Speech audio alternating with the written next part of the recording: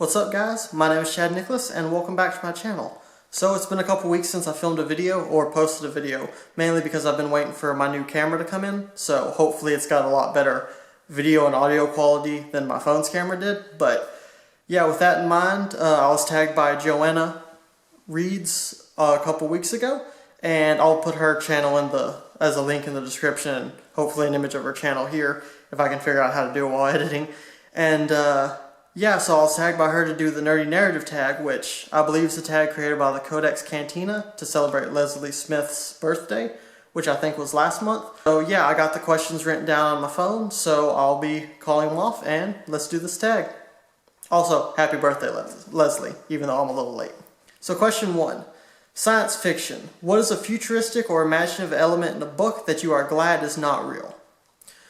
So, technically speaking, the thing I'm going to call off is from a video game, but there's a book tie-in, which you can see right there. So, which by the way, the Halo novels are underappreciated. I'm actually going to do a video about them, hopefully in the future, because they're really good. But yeah, in the Halo novels, just like the game, I'm going to pick the Flood as the thing I wouldn't want to be in real life from a science fiction book, because the Flood is just terrifying, and just in any way it would go about it would just be something horrible to happen. Much worse than I feel like other alien species. Like a lot of sci-fi, the aliens are bad, but they're not too insane. But the Flood is pretty much the worst you could get, so I'm going to pick that as what I would not want to be something carried over from science fiction to real life. Let's admit we also got the Spartans, but even still I don't know if that's a fair trade because the Flood really kill things. So yeah. So question 2, what has been the scariest moment for you while reading a book? So I haven't read any books recently that have really scared me that much, but as far as the scariest moment overall, when I was a lot younger I read the Great Illustrated Classics version of The Portrait of Dorian Gray, and I don't know what it was, but that book scared the crap out of me when I was younger. It was just the way the painting did. Looking back, it doesn't really seem that scary, the painting's just changing, but when I was younger reading the Great Illustrated Classics for school, that book specifically, that book and Jekyll and Hyde, but specifically the Dorian Gray one where the blood starts coming down on his hand even in the portrait and then covers both hands, that was just really creepy to me, so that definitely bothered me for a little while. Fantasy. What would you import from a fantasy world into our own world? So my first instinct would be to say magic. Like magic systems and stuff, because having the Mistborn Allomancy in real life would be cool.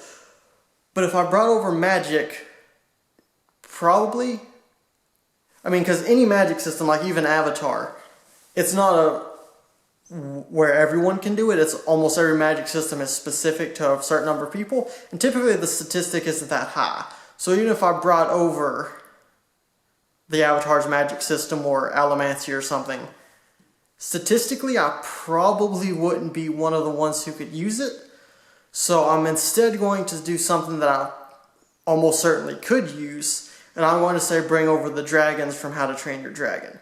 Having awesome dragons as pets that you could ride, and it'd be something that everyone would probably have access to if there's enough of them, that just sounds awesome, and yeah, that would definitely be my pick.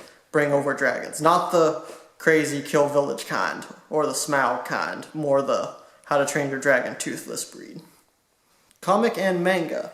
What's a comic you enjoyed or one you've wanted to check out? So, I guess the most recent one I read 3 Jokers a while back, and I'm going to do a review of it on the channel soon. It was really good. But as far as the most recent one I read, which I know wasn't the question, but we'll go with it. I actually read, let's see if I can find it.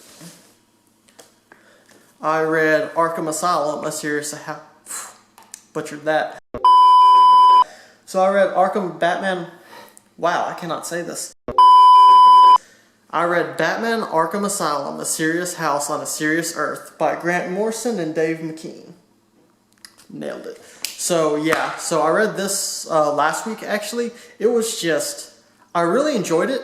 It's definitely not for everyone. It's a lot more of the abstract kind of horror. I'm trying to figure out like this is how the characters are drawn. It's a lot different but I really liked it if you like this type of book, and just the way it set up the Arkham Asylum house and everything. It's the most recent graphic novel I've read. I read a bunch of them, but yeah, I really like this, so I'd go with it for this question. Literary fiction and classics. What's a classic book that you've been meaning to get into but haven't yet? I'm going to go with two, and the two I'm going to go with are Frankenstein and Dracula. Both of these books are books I bought at least over a year ago, probably like 2 years ago. And I meant to read both of them as soon as they came in, and then every time I get to my TBR list, I end up picking up something else instead. I actually read the first chapter of Dracula, and then I just, right at the last second before I went further, I ended up reading, what I read instead?